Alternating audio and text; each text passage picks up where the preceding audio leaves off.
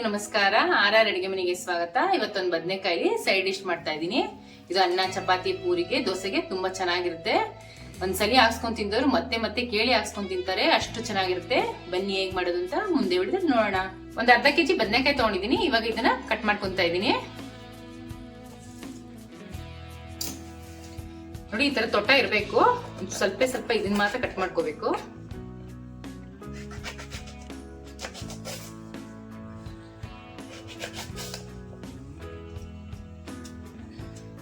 ಬದನೆಕಾಯಿ ಉಳ್ಕ ಇದ್ದೇ ಇರುತ್ತೆ.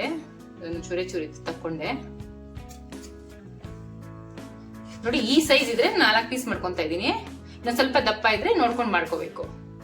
ನೋಡಿ, ನೀರ್ಗೆ ಉಪ್ಪು ಹಾಕಿಟ್ಟಿದೀನಿ. ಇದಕ್ಕೆ ಹಾಕೊಂತ ಇದೀನಿ, ಇಲ್ಲಾಂದ್ರೆ ಬದನೆಕಾಯಿ ಕಪ್ಪಾಗ್ಬಿಡುತ್ತೆ. ಅದಕ್ಕೆ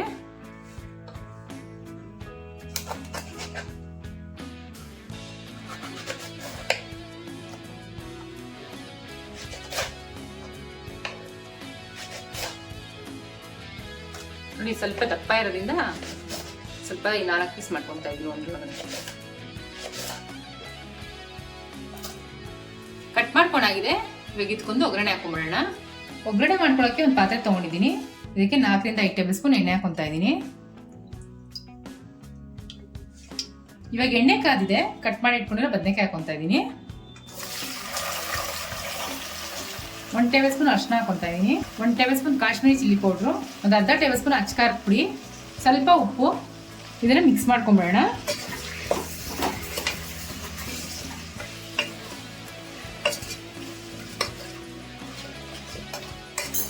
ಮಿಕ್ಸ್ ಮಾಡ್ಕೊಂಡಾಗಿದೆ. ಇವಾಗ ಮುಚ್ಚಿಟ್ಬಿಟ್ಟು ಒಂದು 2 ರಿಂದ 3 ನಿಮಿಷ ಬೇಯಿಸ್ಕೊಳ್ಳೋಣ ಬದನೆಕಾಯಿನ. ಇವಾಗ ಇದೊಂದ್ಸರಿ ಮಿಕ್ಸ್ ಮಾಡ್ಕೊಳ್ಳೋಣ.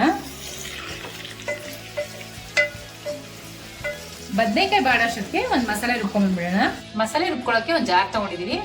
ಒಂದು ಇಡೀ ಪುದೀನ ಹಾಕೊಂತ ಇದ್ದೀನಿ. 1-2 ಕಡ್ಡಿ ಕರಿಬೇವು ಹಾಕೊಂತ ಇದ್ದೀನಿ. ಖಾರಕ್ಕೆ 9 ರಿಂದ 10 ಹಸಿಮೆಣಸಿನಕಾಯಿ ಹಾಕೊಂತ ಇದ್ದೀನಿ. ನೀವು ನೋಡ್ಬಿಟ್ಟು ಖಾರ ನೋಡ್ಕೊಂಡು ಹಾಕೊಳ್ಳಿ. 1 ಇಂಚ್ ಶುಂಠಿ ಹಾಕೊಂತ ಇದ್ದೀನಿ. 1 ಗೆಡ್ಡೆ ಬೆಳ್ಳುಳ್ಳಿ, 1-2 ಟೇಬಲ್ ಸ್ಪೂನ್ ಧನಿಯಾ, ಒಂದು ಅರ್ಧ ಟೇಬಲ್ ಸ್ಪೂನ್ ಮೆಣಸು, ಒಂದು ಸ್ವಲ್ಪ ಅರಿಶಿನ, 1 ಟೇಬಲ್ ಸ್ಪೂನ್ ಗಸಗಸೆ, ಒಂದು ಅರ್ಧ ಟೇಬಲ್ ಸ್ಪೂನ್ ಜೀರಿಗೆ, 100 ಗ್ರಾಮ್ ಮೊಸರು. ಇವಾಗ ಇದನ್ನ ರುಬ್ಕೊಂಡ್ಬಿಡೋಣ. ಆದ್ರೆ ರುಬ್ಕೊಳ್ಳೋದು ಸ್ವಲ್ಪ ತರ್ತರಿಯಾಗಿ ರುಬ್ಕೋಬೇಕು, ತುಂಬಾ ನುಣ್ಣಗಾಗಬಾರ್ದು. ನೋಡಿ, ಈ ತರ ರುಬ್ಕೊಂಡಿದೀನಿ. ತುಂಬಾ ತರಿನೂ ಆಗ್ಬಾರ್ದು, ತುಂಬಾ ನೈಸಾಗಿ ರುಬ್ಕೋಬಾರ್ದು. ನೋಡಿ, ಈ ತರ ಮೀಡಿಯಂ ಆಗಿ ರುಬ್ಕೋಬೇಕು. ನೋಡಿ, ಇದು ಮುಕ್ಕಾಲು ಫ್ರೈ ಆಗಿದೆ. ಇವಾಗ ಇದನ್ನ ತಕೊಂಡ್ಬಿಡೋಣ ಒಂದು ತಟ್ಟೆಗೆ.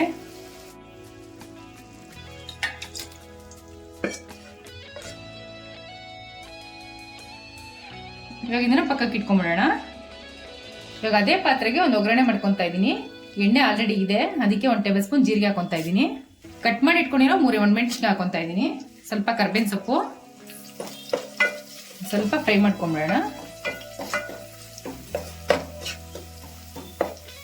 ಮೆಣಸಿನ್ಕಾಯಿ ಬಾಡ್ತಾ ಇದ್ದಂಗೆ 2 ಟೊಮೆಟೊ ಕಟ್ ಮಾಡಿ ಇಟ್ಕೊಂಡಿದ್ದೀನಿ, ಅದನ್ನ ಹಾಕೊಂತ ಇದ್ದೀನಿ. ಟೊಮೆಟೊನ ಮೆತ್ತಗಾಗಂಗೆ ಫ್ರೈ ಮಾಡ್ಕೋಬೇಕು. ಸ್ವಲ್ಪ ಉಪ್ಪು ಹಾಕೊಂತ ಇದ್ದೀನಿ. ಟೊಮೆಟೊ ಬೇಗ ಫ್ರೈ ಆಗುತ್ತೆ. ಈ ಕರಿಗೆ ಜಾಸ್ತಿ ಹುಳಿ ಹಾಕೋಬಾರ್ದು, ಇದು ಖಾರವಾಗಿದ್ರೆ ಚೆನ್ನಾಗಿರೋದು. ಅದಕ್ಕೆ ನಾನು 2 ಟೊಮೆಟೊ ಹಾಕೊಂಡಿದ್ದೀನಿ. ಮತ್ತೆ ಮೊಸರು ಹಾಕಿರ್ತೀನಿ, ಅದಕ್ಕೆ ಜಾಸ್ತಿ ಟೊಮೆಟೊ ಹಾಕೊಳಕ್ ಹೋಗಲ್ಲ.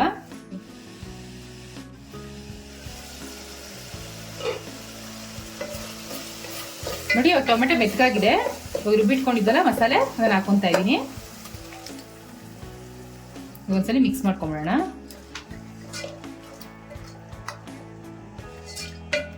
ಜಾರ್ ತೊಳ್ಕೊಂಡು ನೀರು ಹಾಕೊಂತ ಇದೀನಿ ಒಂದ್ ಸ್ವಲ್ಪ. ಇವಾಗ ಮುಕ್ಕಾಲು ಬದನೆಕಾಯಿ ಬೇಯಿಸ್ಕೊಂಡಿದ್ವಲ್ಲ ಅದನ್ನ ಹಾಕೊಂತ ಇದೀನಿ.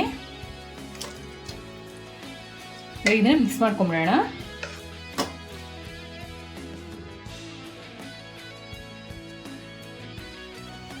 ನೋಡಿ, ಮಿಕ್ಸ್ ಮಾಡ್ಕೊಂಡಾಗಿದೆ. ಇದು 3 ರಿಂದ 4 ನಿಮಿಷ ಚೆನ್ನಾಗಿ ಹಸಿ ಮಸಾಲೆ ವಾಸನೆವರೆಗೂ ಕುದಿಸ್ಕೋಬೇಕು.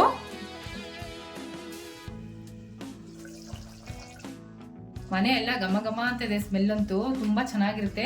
ಒಂದ್ಸರಿ ಟ್ರೈ ಮಾಡಿ. ಹಸಿ ಮಸಾಲೆ ವಾಸನೆ ಹೋಗೋರ್ಗು ಚೆನ್ನಾಗಿ ಕುದ್ದಿದೆ. ಇವಾಗ ಸ್ಟವ್ ಆಫ್ ಮಾಡ್ಕೊಂತ ಇದ್ದೀನಿ.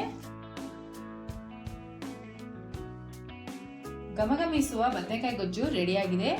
ಟ್ರೈ ಮಾಡಿಬಿಟ್ಟು ಹೇಗಿತ್ತು ಅಂತ ಕಮೆಂಟ್ ಬಾಕ್ಸ್ ಅಲ್ಲಿ ತಿಳಿಸಿ. Thanks for watching our video.